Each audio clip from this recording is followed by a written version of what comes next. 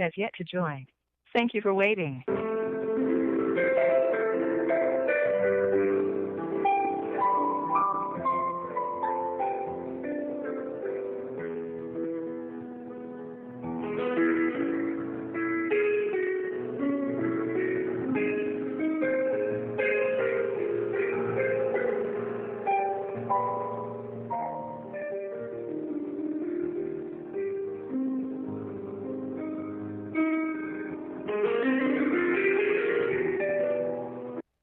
We will now connect you to your call.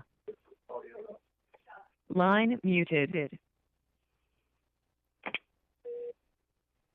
Welcome, everyone. Thank you for joining today's call to kick off Columbus Crew SC's Audi 2015 MLS Cup playoffs. On the line today, we will have sporting director and head coach Greg Berhalter, followed by captain and defender Michael Parkhurst. Reminder, 5 in the star key. 5 in the star key will be the button you need to press to ask a question. All of your lines are currently muted, and when you are called upon, there will be a brief pause, and you'll then be able to ask your question. We're going to do questions with Greg Berhalter first, so I ask take a moment to press 5 in the star key to begin queuing for questions for Greg. And we'll start with Ben Faree of U Weekly. Ben, go ahead. You've got the first question for Greg. Greg, thanks for taking the time to talk to us today.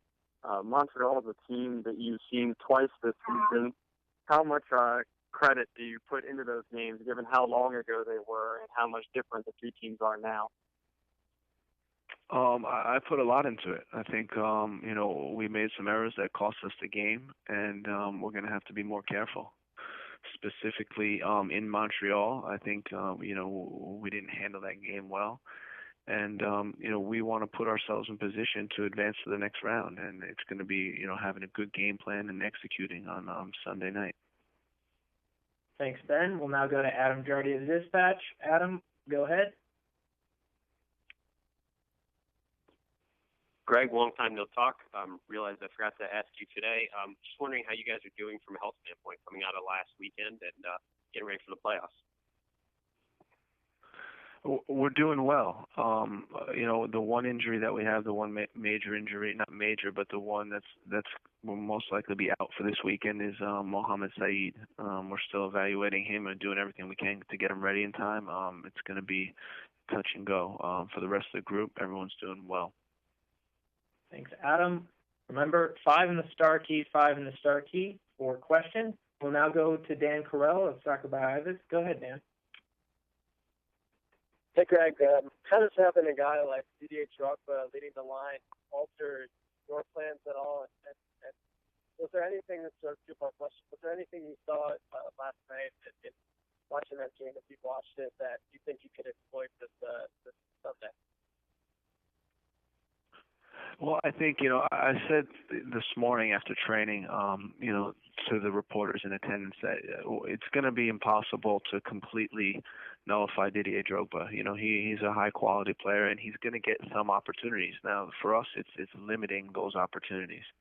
And, hopefully the opportunities that he gets aren't great looks, but like I said, he's going to get some chances in the game. In terms of taking advantage of Montreal, I think they played a good game. I think they played a comprehensive game, and they limited Giovinco to maybe one clear opportunity all game. So they looked solid, and for us, it's going to be a tough game. And we're preparing for a battle. We're going to go in there and give them a good game. Still have plenty of time for questions for Greg here. So a reminder, 5 in the star key if you'd like to jump in here with a question for Greg.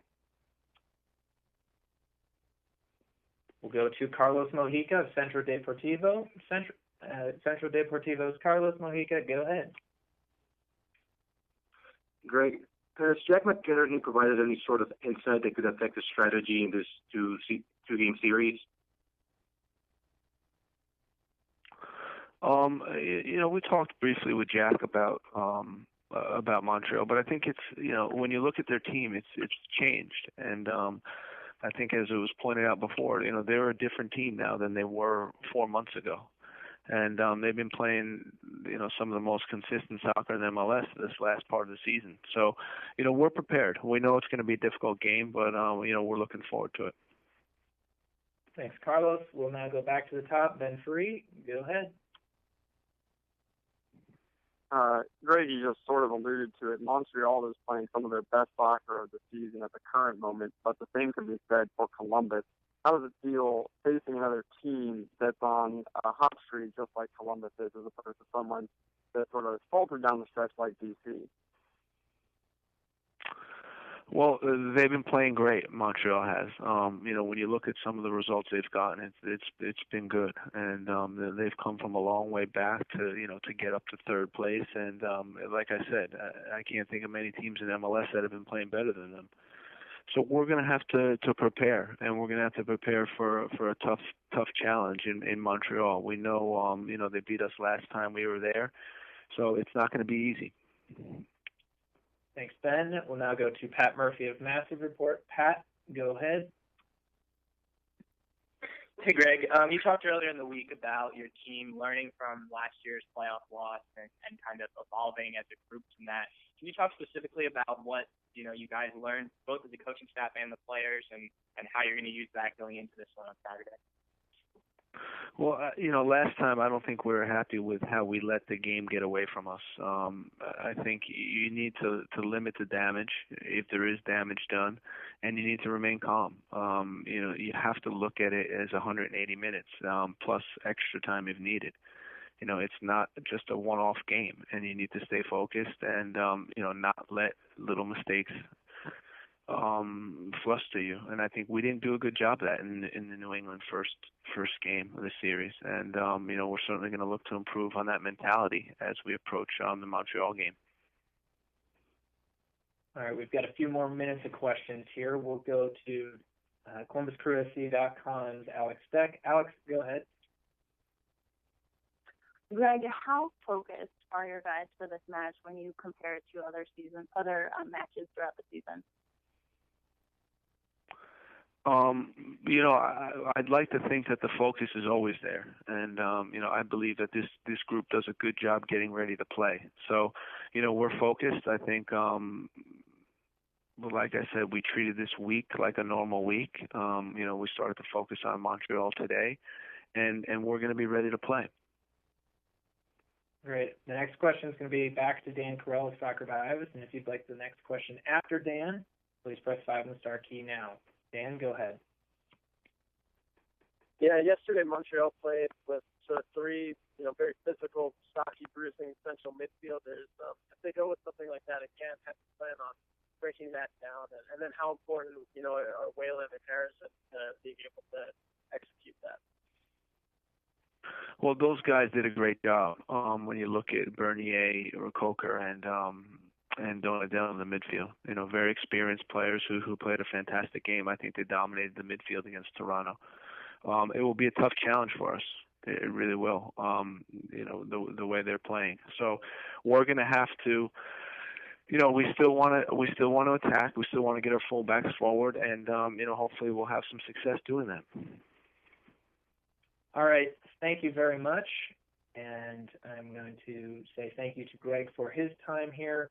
We'll now transition to questions with Captain Michael Parkhurst. Questions for Michael Parkhurst, you'll need to press 5 on the star key now, 5 on the star key to ask questions for Michael. And we'll start with Adam Jardy of the Dispatch. Adam, go ahead for Michael. Hey, Michael, just wanted to get some thoughts from you on, obviously, the defense is back-to-back shutouts going into the playoffs, and now you face a Montreal team with a guy like Drogba who's scored 12 goals in 12 games. What is that challenge like for you as a defense, and how prepared do you think you guys are for somebody who's in that kind of form? Yeah, it's going to be a very big challenge for us. It's going to be a huge challenge for the whole team defensively. That's how we view our team defending. Of course, the back four plus Stevie, maybe Will, we have a little bit more defensive responsibility, especially in the danger zones. But it's going to take a collective effort. There's not one guy, there's not two guys that can shut down their attack Drogba has scored obviously many goals since he's joined the league, but watching the game last night, Piatti's still one of the best in the league as well, and Duca provides his own type of flair there on the wing. And obviously they've got midfielders that get into the attack as well. So it's multifaceted. We have to stay disciplined, stay organized. But these last two games have given us confidence that we can play big games and are able to get shutouts. But it's going to take a collective group effort and a strong one at that to replicate that. Thanks, Adam. We'll now go to Ben Free of View Weekly. Ben, go ahead. Your line's now unmuted. Michael, thanks for taking the time to talk to us today. How much does last year's playoff performance still weigh on the minds of the players going into this weekend's game? I don't think it weighs on us negatively. I think that anyone who was part of the team last year remembers our playoff exit. We remember how we started the playoffs last year, and if we're going to be able to progress as a team and as a club, we have to learn from the mistakes that we made a year ago. And I think that these last few games have been playoff-like games for us, the intensity and the matchups. So I think that's prepared us even further. But we've learned lessons from the New England game. I heard Greg say earlier that it got away from us, and it's true. If you go down 1-0, you can't change your defensive pressure, your defensive shape, and get out of balance.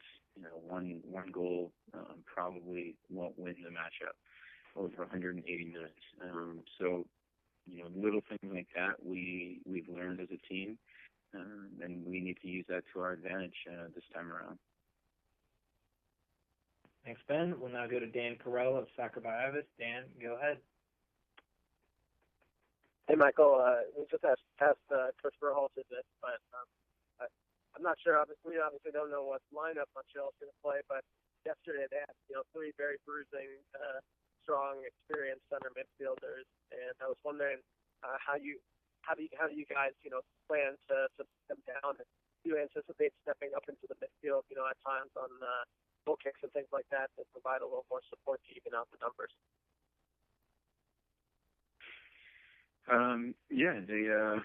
They've got a strong central midfield. There's no doubt about it. But we also think that we have one of the strongest midfields in the league. At most times we have three in there as well, with Higuain tucking in. Sometimes we press up with two, and people push us high alongside Kai, and we defend that way. So we've got a couple of different options, but we need to stay compact as a group. We need to limit the space between lines, because that's when we can get hurt, when Audi finds space in between lines, or Bernier is running, or Rio Coker's running out from midfield. We think that obviously Will's got a huge job for us in there, keeping us balanced when we're attacking, and then defensively, he's going to have to match up with not only a midfielder but also help out in backtracking with Drogba. So, it's a tall task for the guys in the midfield, but, like I said, collectively, everyone has to be sharp, and usually whoever wins the midfield battle goes on to win the game. So, it's definitely an area that we're going to key in on, and we look to get out on top of. Great. Reminder, for questions for Michael, 5 in the star key to raise your hand. We'll go to Carlos Mojica of Centro Deportivo. Carlos, go ahead. Michael, how much of a difference does it make having had more time to rest in the Montreal players, and how do you see that affecting the game? Well, it's definitely the benefit of earning the first round bye. I think that we were all hoping before the game started that it was going to go into overtime, but obviously that didn't occur. I think that everybody in the league's capable of playing 3 games in a week, and then you throw in there cold weather, plus it being a playoff game, and I don't think that their fatigue will play too much of a factor. I know that they have some older players, so maybe they can't go 90 minutes, but I think when they're on the field, they'll be giving everything they got. I don't think that their tanks are going to be too drained, especially playing in front of their home field crowd. So if it is a factor, I hope that we can take advantage of it. The way that we play, we always want to make the other team run as much as possible defensively, and it'll be no different. So if we can do things to drain some of their energy earlier in the game, then we'd like to do that. But overall, I wouldn't expect it to really affect the game. Great. We'll go to Massive Reports' Pat Murphy. Pat, go ahead. Hey, Michael. Talking to Jack today, he mentioned that some players had asked him about Montreal and tendencies of players on their team and things like that. Have you talked to him at all about some of the guys that he knows from his time there, or are you planning on doing that to get kind of a leg up going into this game? He's provided a little bit of insight, but and not particularly. I mean, he didn't play with Drogba, obviously. And that's who we're going to be matched up against a lot. We know their tendencies as a team, and a lot of the stuff that he was talking about today was their tendencies as a team, what they like to look for, in the counterattack and that type of thing. But excuse me. We know that on offense we need to be patient. That they love to play in the counterattack, and they're very good at it, and very explosive in their counterattack. So, I think that we've learned a lot from, the two games that we've played against them, and also watching them a little bit more on video and the other night. Jack's helped out a little bit, but most of the scouting has come from, our own experience plus video. We'll go to ColumbusCrewSC.com's Alex Steck. Go ahead, Alex. Michael, you talked a bit about having that patience on offense and winning the midfield battle, but overall, how do you approach a match like this, where it's the first of a two-game playoff series, you're starting on the road, and then you're facing a team that's in the conference semis for the first time ever? Yeah, I think that when we had our team meeting, the thing that we said was we want to put ourselves in a position to win the series and our home game. So that means we don't need to go out there and we don't need to win 2-3-0 on Sunday night. We don't, and what we can't do is go down by a few goals like we did last year. We want to keep it close. We want to keep it even. If we can get the win, if we can get a draw, perfect. But we want to give ourselves an opportunity to win the game at home. And, and that being said, I don't think we're going to go into Montreal and sit back in our own half and let them have the ball for the whole game. That's just not the way we play. It's not our strength. So, we're still going to go out there. We're going to attack. We're going to keep the ball as much as possible. We're going to create scoring opportunities and hopefully score some as well. Some of the away goals, that would be very important. But at the same time, we're going to be a little bit more cautious, especially given their counterattack nature. All right, great. We've got time for just a couple of more questions. If you'd like the next question after Dan Carell, please press 5 and the star key. 5 and the star key for the last question. But Dan, we'll go back to you.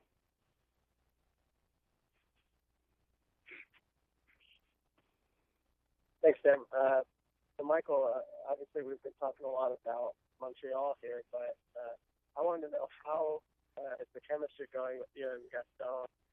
How comfortable do you feel, with him alongside you, and how's the communication coming along with him learning English? Yeah, well, his English is fantastic. When he came to the club, his English was very good. So there's no language barrier at all. He speaks a lot better English than, a few of the guys that have been here for much longer. So that's no issue at all. He's a great person as well, a really nice guy off the field. So we have a good relationship. I think that the bye week a few weeks ago was very helpful. We had played one game together in New York, and then we had a bye week, and so we had 2 solid weeks of training where we were able to actually play together, train on some things, and get a little bit of cohesion going. And the last 2 games has been a confidence boost for both of us. To know that we can trust each other, that to learn each other's tendencies, that type of thing that you look for in a partnership. So I think that it's going well, and I enjoy playing with him. We've got our work cut out for us, no doubt, in these 2 games, and if we stick together and have some help from the guys surrounding us, we'll be okay.